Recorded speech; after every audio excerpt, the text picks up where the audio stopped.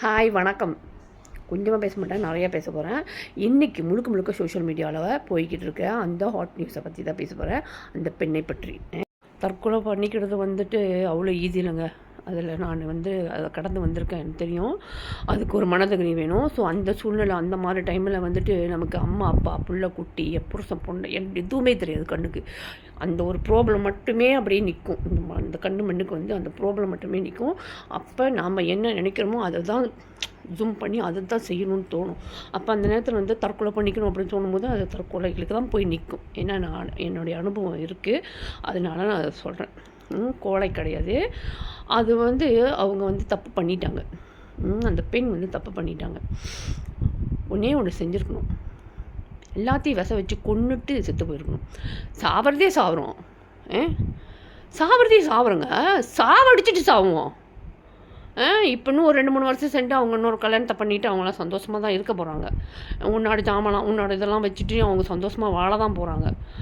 அதனால் நம்ம உயிரோடு இருக்கக்கூடாதுன்னா நம்மளை இந்த நிலைமைக்கு கொண்டு வந்தவங்களையும் உயிரோடு இருக்கக்கூடாது. அந்த மாதிரி செஞ்சுட்டு போயிருந்துச்சுனாக்கா உண்மையிலே சந்தோஷப்பட்டிருப்பேன். இன்னொன்று, அவங்க பெற்றவங்களுக்கு பணம் காசு இருக்குது அப்படிங்கிறதுக்காக ஒரு பெண்ணை கட்டி கொடுத்துருக்காங்க. அதுவும் அவ்வளோ வரதட்சணை கட்டி கொடுத்துருக்காங்க. ஒரு நல்ல குணமுள்ளனா நல்லவனாக பார்த்து ஒரு ஏழை நடுத்தர குடும்பத்தை பார்த்து கட்டி கொடுத்துருந்தாங்கன்னா அந்த பொண்ணு வரைக்கும் நல்லா வாழ்ந்திருக்கும், சந்தோஷமாக வாழ்ந்திருக்கும். பெரிய பணக்காரன், பெரிய பணம், நல்ல வசதியான வீடு அப்படி தான் பார்க்குறாங்களே தவிர நல்ல குணமுள்ளவனா யாரையும் பார்க்க மாட்டுறாங்க. நல்ல குணமுள்ளவங்க நிறைய பேர் இருக்காங்கங்க. ஏங்க இதுலேருந்து தெரிஞ்சுக்குங்க. இதுக்கு மேலேனாச்சும் பேரண்ட்ஸ்க்கு நான் ரொம்ப பேச விரும்பல, பேரண்ட்ஸ்க்கு சொல்கிறேன். பணம் காசை பார்த்து கல்யாணம் பண்ணி கொடுக்காதீங்க பெண்களை. அந்த பையன் நல்லவனா, அவங்க குடும்பம் நல்ல குடும்பமாக, அந்த பையன் நல்லா வச்சு பார்த்துப்பாரா அந்த பொண்ணு. அப்புறம் ஒரு பெண் எல்லா விஷயத்தையும் ஷேர் பண்ண மாட்டாங்க, எல்லாத்தையும் சொல்ல மாட்டாங்க, சில விஷயங்களை மறைச்சிடுவாங்க.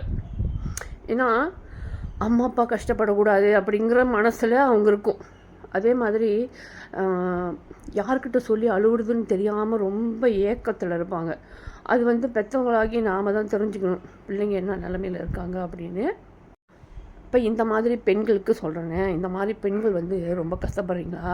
உங்கள் குடும்பத்தில் உங்கள் கணவருங்க இந்த மாதிரி கொடுமைப்படுத்துகிறாங்களா? சாவு போகிறீங்களா? ஓகே, செத்துப்போங்க. ஆனால் ஒண்டி போகாதீங்க. உங்களை இந்த நிலைமைக்கு ஆளாக்கணவங்களையும் சேர்த்து கூட்டிகிட்டு போயிருங்க. அவங்கள இந்த பூமியில் விட்டு வைக்கக்கூடாது.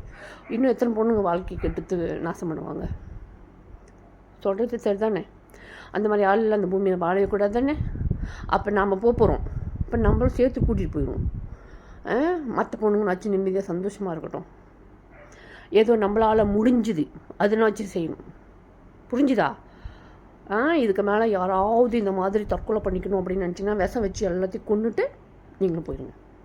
ஏன்னா நம்ம கொன்று போட்டுட்டு நம்ம உயிரோடு இருந்தாலும் நம்மளுக்கும் அது மறுபடியும் அந்த தூக்கு கிக்குன்னு அது இதுன்னு நம்மள வச்சு நார் அடிச்சிடுவாங்க. அப்போ நம்ம அவங்களெல்லாம் கொண்டு போட்டுட்டு நம்மளும் செத்து போயிடணும்.